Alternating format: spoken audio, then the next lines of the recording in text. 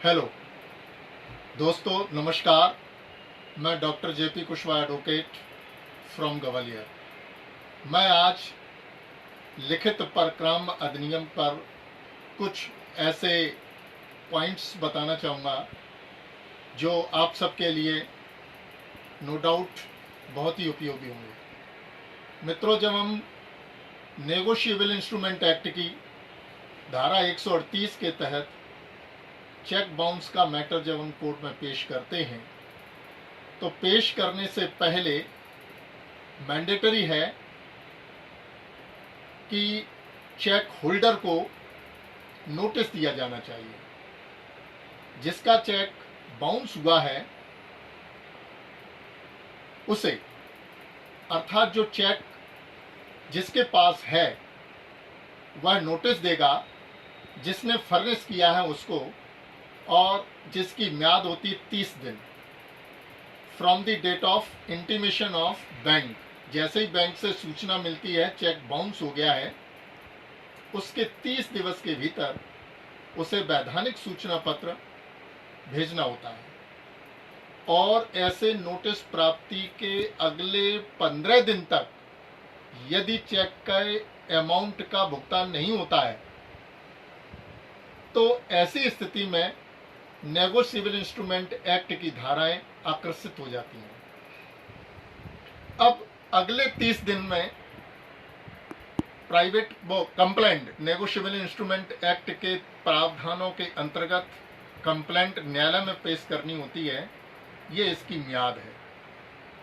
किसी विशेष स्थिति में या जिस दिन म्याद कंप्लीट हो रही है उस दिन कोई आकस्मिक छुट्टी है या कोई हॉलीडे है तो उसका रीजन बताते हुए कंडून हो सकती है, मगर अधिक दिन की म्याद इसमें लिमिटेशन कंडून नहीं होती है।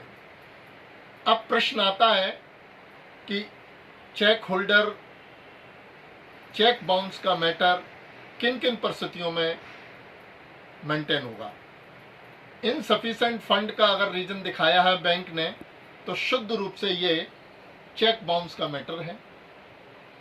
इसी तरह से बैंक के मेमोरेंडम में 20 से 25 क्लॉज लिखे रहते हैं, उनके तहत यदि चेक बाउंस हुआ है तो ये शुद्ध रूप से चेक बाउंस का मैटर है। इसके अलावा अगर सिग्नेचर डिफर भी हैं तब भी चेक बाउंस का मैटर ये आकर्षित होता है, क्योंकि ये चेक पर सिग्नेचर जिस व्यक्ति ने किए हैं, जिसके लिए ये चेक दिया गया है, उसको ये पता नहीं है कि वो सिग्नेचर कैसे करता है। वो जानबूझ करके अपने गलत सिग्नेचर को भी बना सकता है। तो प्रजम्पशन ये लिया जाएगा चेक आपका है, सिग्नेचर आपने ऐसे किए हैं जानबूझ करके, तो यहाँ छल कपट बेईमानी के साथ साथ और अट्रैक्ट हो जाता है, वहाँ सेक्शन 420 का भी अपराध गठित होता है। ऐसी स्थिति में इसके बाद जब हम चेक का मामला न्यायालय में पेश करते हैं, सम्मन इशू होते हैं और सम्मन प्राप्त करने के पश्चात यदि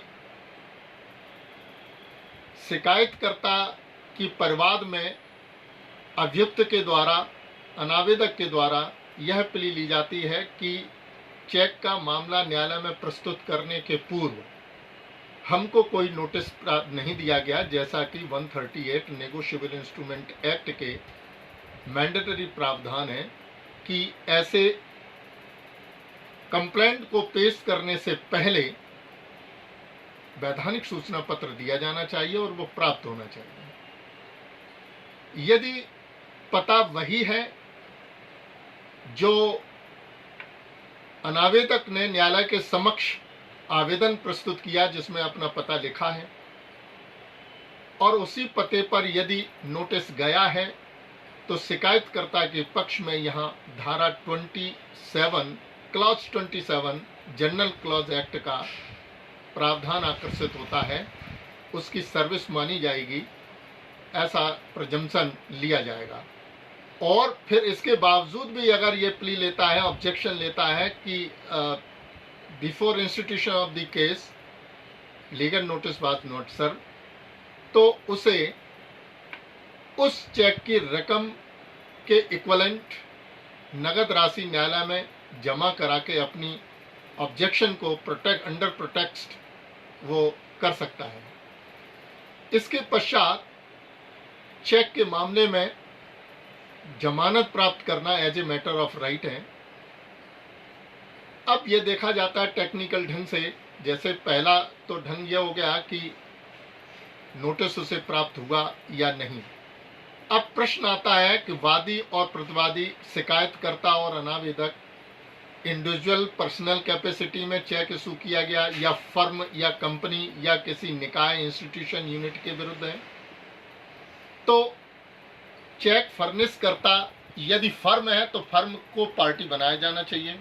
फर्म का जो ओनर है, मालिक है, प्रोपराइटर है, उसको कैपेसिटी में पार्टी बनाया जाना चाहिए, उसी में नोटिस दिया जाना चाहिए।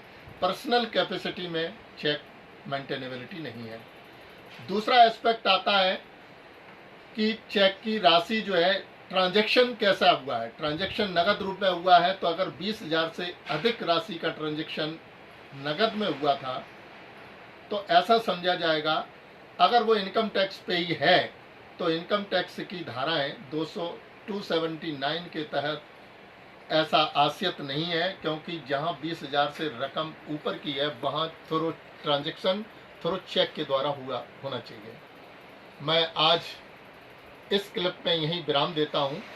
आगे की क्लिप में आपको बहुत से इसके वेरियस एस्पेक्ट एंड डायमेंशन देखने को मिलेंगे और मेरी आशा है कि ये सब चेक के मामले जिस तरह से समूचे भारत में बढ़ रहे हैं, जिससे आर्थिक स्थिति जो कंपनीज की है, फर्म की है, इंडिविजुअल्स की है, जिसके कारण डूब रही हैं, झूठे भी केस लगाए जा रहे हैं, सत्य भी लगाए जा रहे हैं और समय पर पैसा वसूल न हो पाने के कारण मॉनेटरी रिलीफ में भी हानि हो रही है, निश्चित रूप से आपको फायदेमंद होंगे।